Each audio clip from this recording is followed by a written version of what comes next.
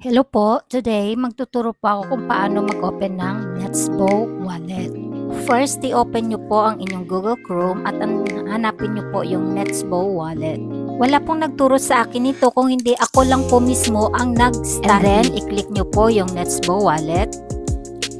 Ito po, pwede nyo siyang i-download sa iPhone nyo, sa cellphone, at sa laptop. And then once na-click nyo po ito na po ang lalabas ang homepage ng Netsbo. Pag wala pa kayong account, i-click nyo po yung wallet.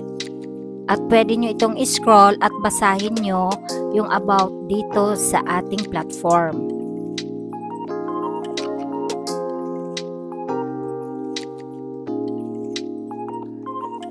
I-click nyo po ito.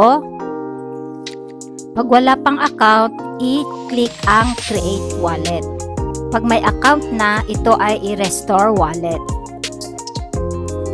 Be sure po, pa mag-create kayo ng wallet nyo, may 12 words po yan. Yung phrase, kailangan isulat talaga sa notebook kasi kailangan yan po yung i-enter nyo pag nag-open po kayo ng account nyo at ang inyong password.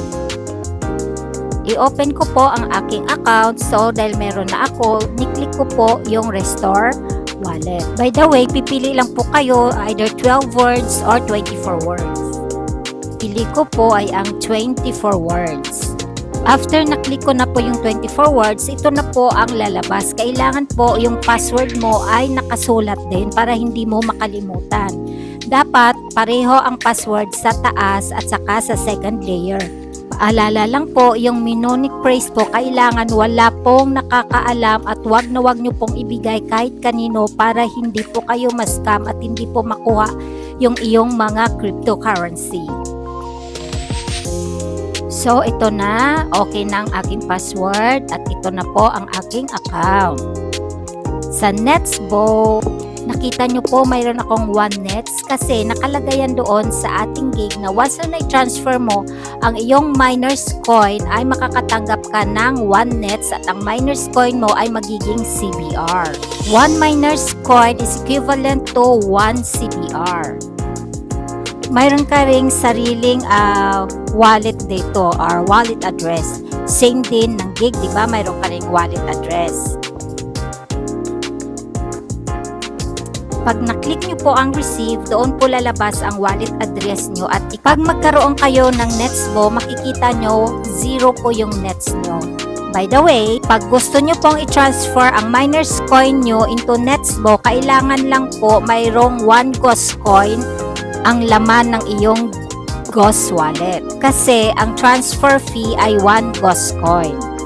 Makikita nyo po dito yung transaction na kung kailan ko pinasok yung aking miners coin dito sa Netsbo. Ang ginawa ko lang ay naklik ko yung receive at lalabas po ang ating wallet address. Lalabas po ang iyong wallet address at iyo ay i-copy paste. Once na copy paste na, punta tayo sa ating Gigos platform. Dito po makikita natin ang ating miners coin sa Ghost wallet. Nakalist po yan sa baba ng GR coin. Mayroon po akong 28 miners coin. So, i-open natin ang aking account. So, wala na po yung laman. Naging 0 na siya. Once na naklik nyo po yung open, ito po yung nakalagay. Yung exchange miners coin for the governance coin of the Netsbo. Nakalagay doon na 1 miners coin equivalent to 1 CBR. Yan, makikita nyo po yan. So, 28 po yan. Ngayon, 0 na. And then, i-click nyo po sa baba. Nandun po yung nakalagay. Dito nyo po sa line na yan, i-copy paste ang inyong wallet address ng Netsbo. Be sure may 1 Ghost coin po kayo ha. After 15 minutes po, makikita nyo na po sa Netsbo nyo na makatanggap kayo ng 1 Nets coin at yung miners coin nyo ay magiging CBR. Ito na po, tingnan nyo, yung aking nets isa at yung aking miners ay 28, nagiging CBR na siya.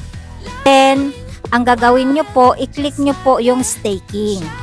Doon po kayo pipili ng validator na gusto nyo kung saan nyo ipasok ang inyong CBR. Nakalagay po dyan kung magkano yung amount, yung ibig sabihin ng amount, kung ilan ang CBR na natanggap nyo at pipili po kayo doon kung saan nyo ipasok na validator.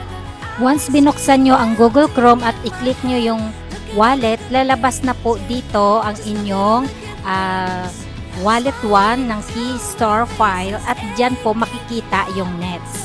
Itong na-share ko po sa inyo, ito ay ayon lang po sa aking pinag-aralan. Kung gusto po talaga natin na ituloy ang ating journey dito sa crypto world, kailangan po talaga nating pag-aralan.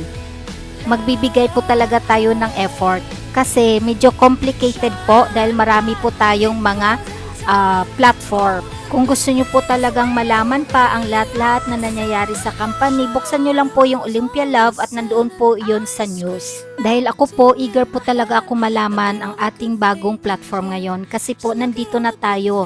Nandito na marami na po tayong mga cryptocurrency na kailangan po natin talagang pag-aralan. Don't give up leaders and good luck to us!